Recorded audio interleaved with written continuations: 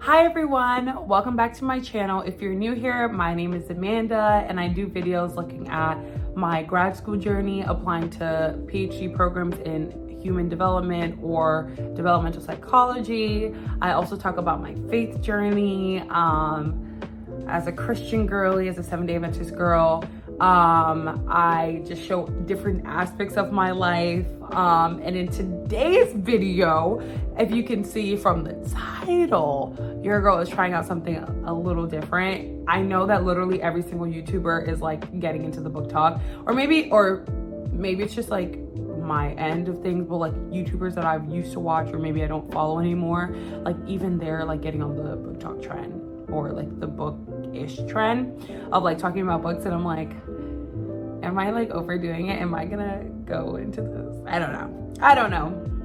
But I love these videos. I love anything talking about books. Some of my favorite, or one of my favorite YouTubers is Sarah Caroli. Like, I just absolutely love her videos. And so like, you know, hearing about all this stuff, like I'm like, I want to share my thoughts, my ideas, all these things about books.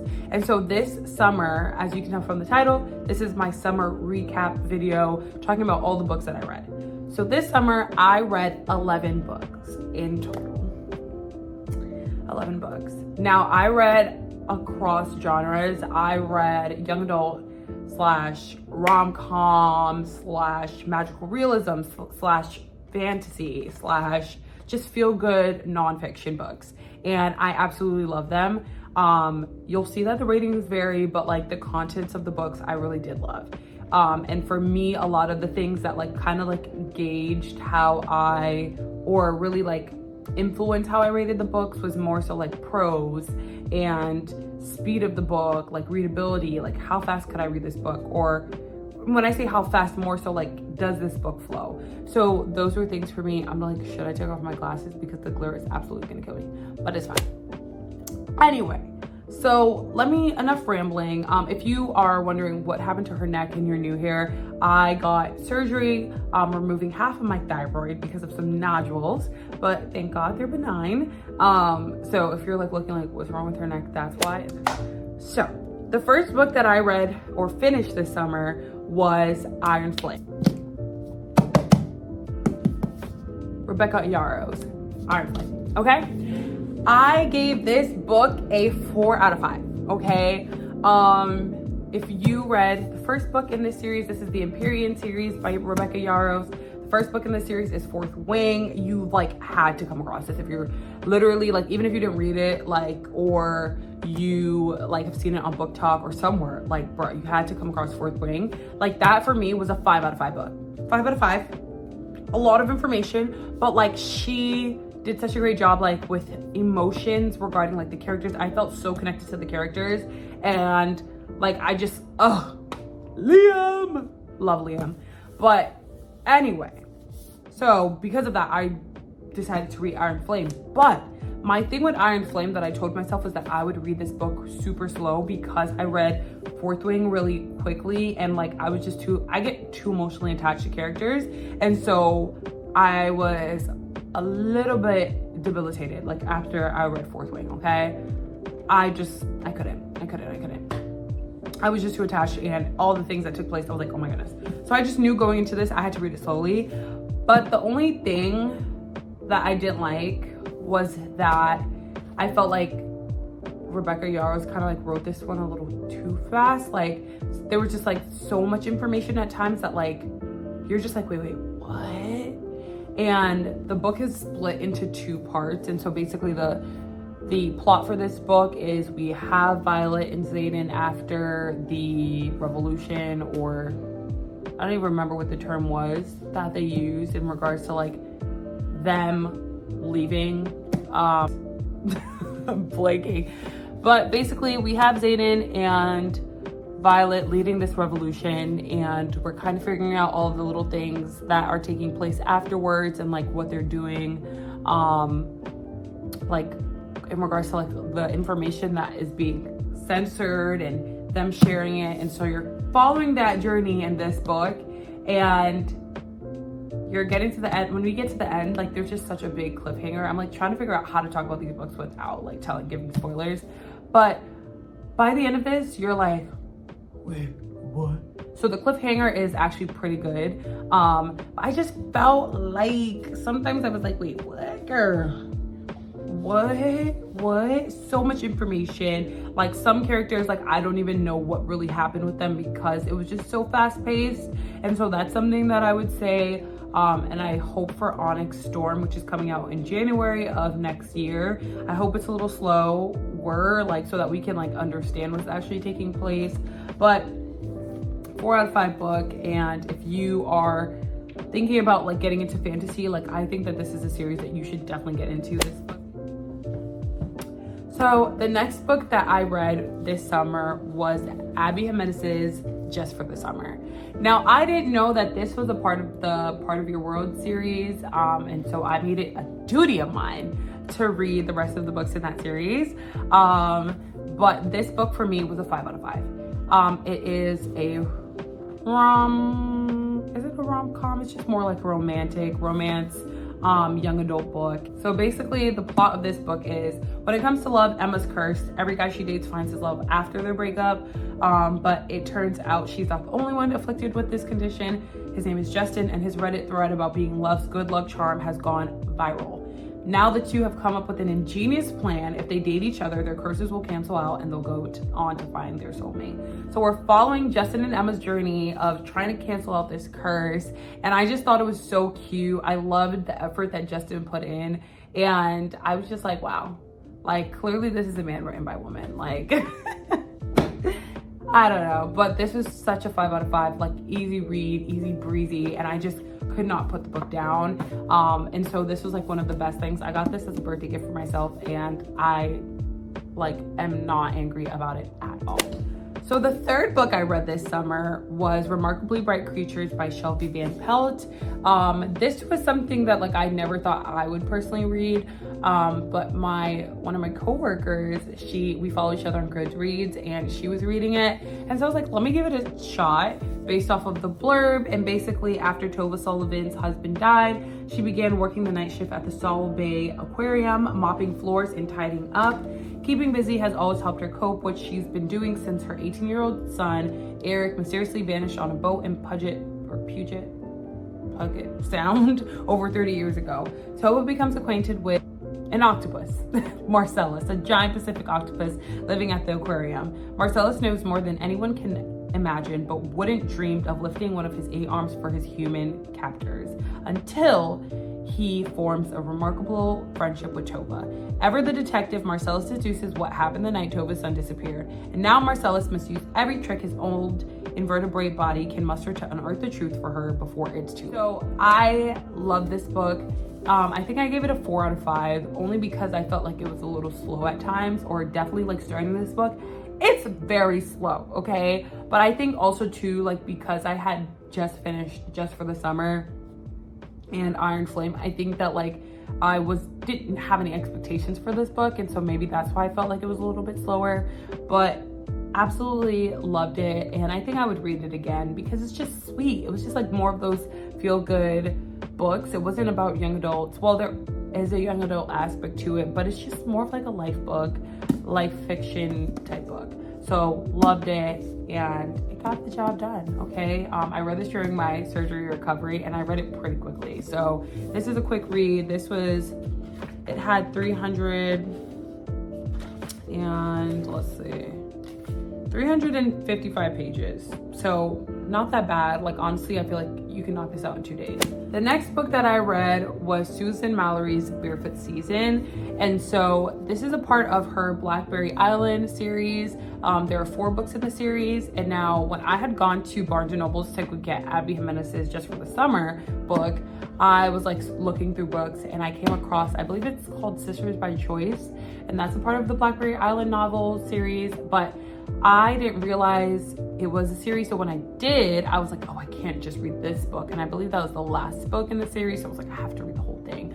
So I started with the first book, which is Barefoot Season. And basically the blurb says, Michelle Sanderson may appear to be a strong, independent woman, but on the inside, she's still the wounded girl who fled home years ago. A young Army vet, Michelle returns to the quaint Blackberry Island Inn to claim her inheritance and recover from the perils of war. And then there's also Carly Williams, who's a single mother who has weathered rumors, lies, and secrets for a lifetime and is finally starting to move forward with love and life until Michelle comes back. And so if the Blackberry Island Inn goes under, Carly and her daughter will go with it. And so we're basically following the lives of Carly and Michelle, especially as they are both now in the same place, as Carly is running the Blackberry Island Inn, and Michelle comes back to take over, and they are like rekindling a friendship. I think it's such a sweet little easy summer read. I think I gave this a 5 out of 5, and I just loved like that it wasn't necessarily about like romance, but it was about sisterhood. And I think that that's the whole theory or the whole theme behind the Blackberry Island series. So I thought it was pretty good. So the next book that I read, got to bring out the Kindle, one of the best things that I could have ever done for myself. So if you are contemplating whether you should get a Kindle, I definitely recommend it. I have Kindle Unlimited. Like, not every single book is on Kindle Unlimited, but I'm very surprised at the books that are on there. I got the Kindle Paperwhite in denim, in the color denim, 32 gigabytes. And some people say you honestly do not need 32 gigabytes. Like 8 gigabytes is the equivalent of 3,000 books. But for me, I was just like, I'd rather go big and go home than go home, because I want to keep this for years. And I've realized that I do enjoy reading on my Kindle. The first book that I read on this Kindle was The Storied Life of AJ Fikry by Gabrielle Zevin.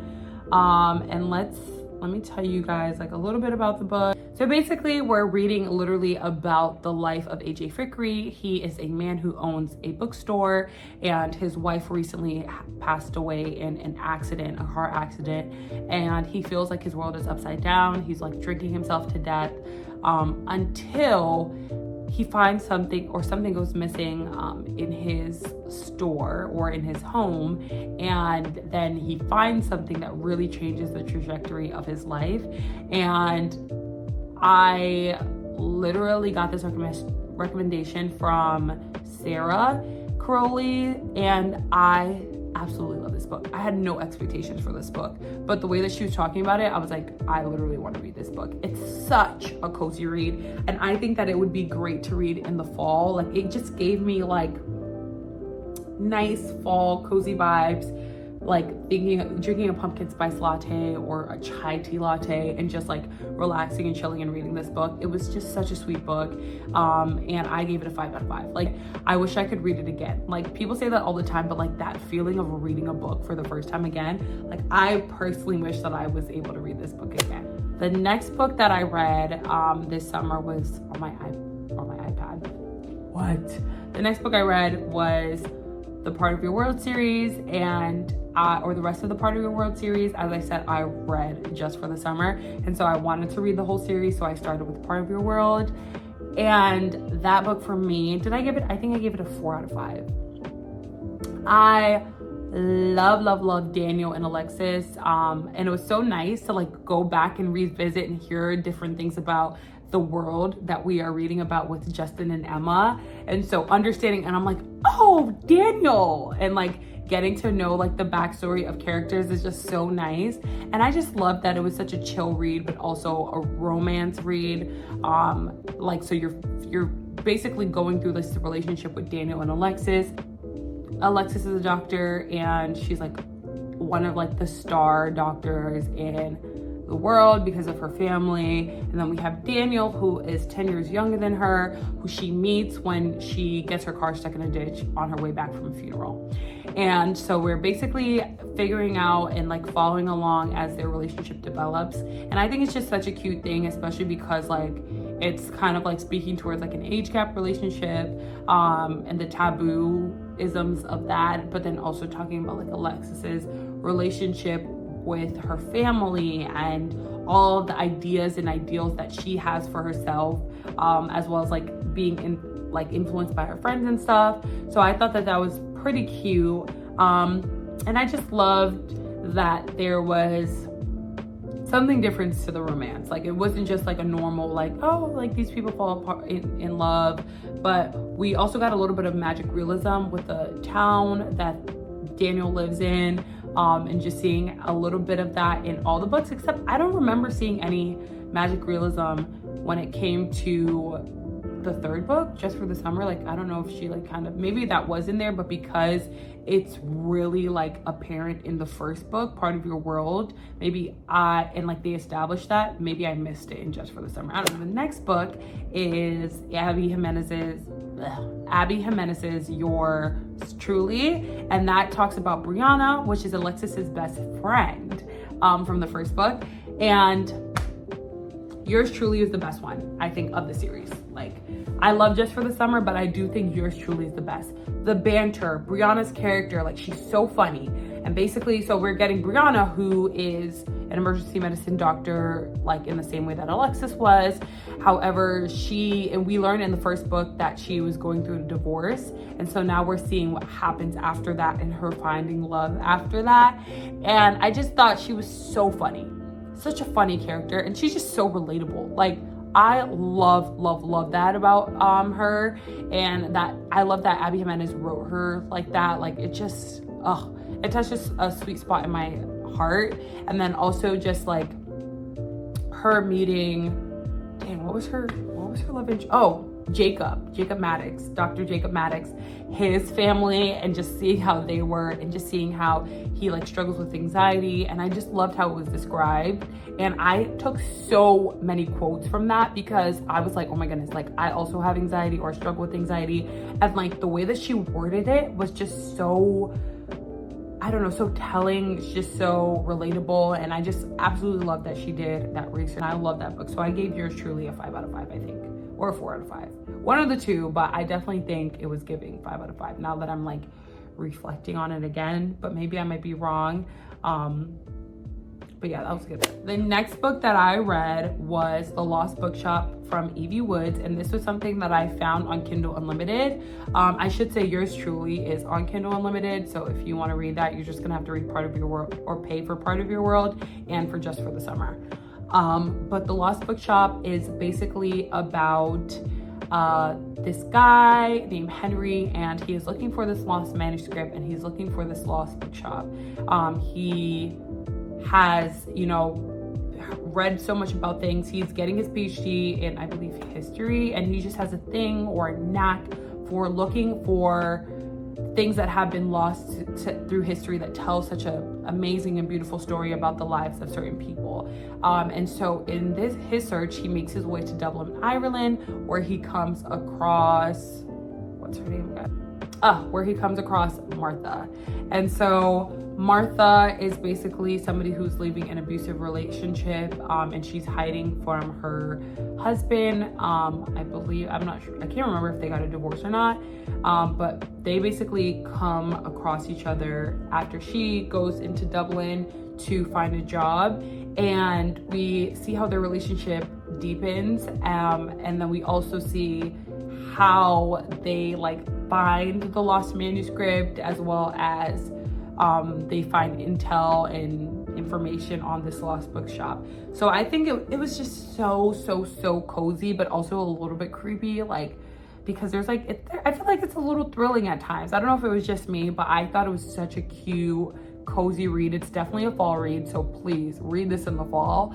But I just thought it was nice. It also has a lot of historical aspects to it, because there are 3 different perspectives. There's Martha, there's Henry, and then there's also Opaline, who is one of the characters who her life takes place in the 1920s, and we're seeing her in her youth and her finding and working at the bookshop originally. And so I just think that it's such a great read. So I just think that there's just so much to find out in this book, and there's just so much going on. But I love how Evie Woods was able to blend everything together. I think she did such a good job telling their stories.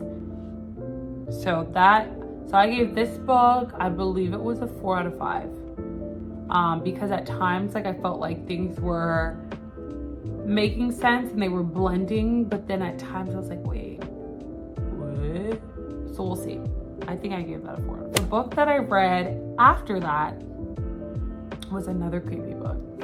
Like, I just feel like living by myself and like reading like thrillers or like mysteries and stuff, like it's not good. But I read The Housemaid by Frida McFadden, and everybody in their like TBRs was talking about The Housemaid and The Housemaid series, and so I thought that I would give it a shot.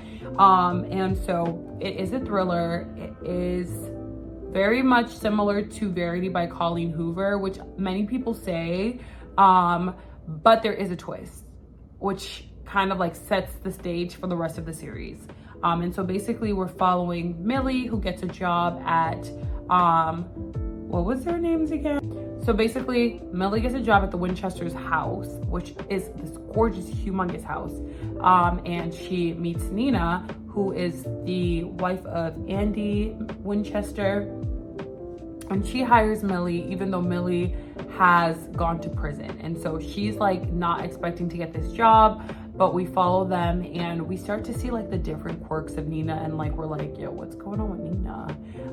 And there's like just secrets that the family has that Millie is not aware of until she actually does become aware of them. And so we're following that. We're following her journey of falling in love with Nina's husband, and just all of the crazy things. We have Enzo, who's like the garden person, like he makes sure that the gardens of like the people in this neighborhood, affluent neighborhood, are nice and manicured. But he also warns Millie about the family and is like, yo, this is dangerous.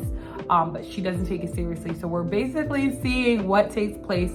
But I think that what I will say about this book that I heard other people say is that it's such an easy flow of a read. Like I literally was able to just like with this book, and this book, and I also love that the chapters weren't long. Like they literally are like 5-minute chapters, and so it keeps you on your toes. And I just love the end of them. I love the end of this and what it came out to. But personally for me, I am not going to finish the series because I'm just not into the take of the main character and like what takes place at the end, which basically is the breeding ground for the rest of the series, and I'm just not really into that. I'm more lighthearted things, but I gave this book a 4 out of 5. The next book that I read was, and this is the last book I read this summer. This is the 11th book. This is the 11th book. Oh, this is the 11th book. Oh, 11. So the last book that I read for the summer was Emily Henry's Funny Story.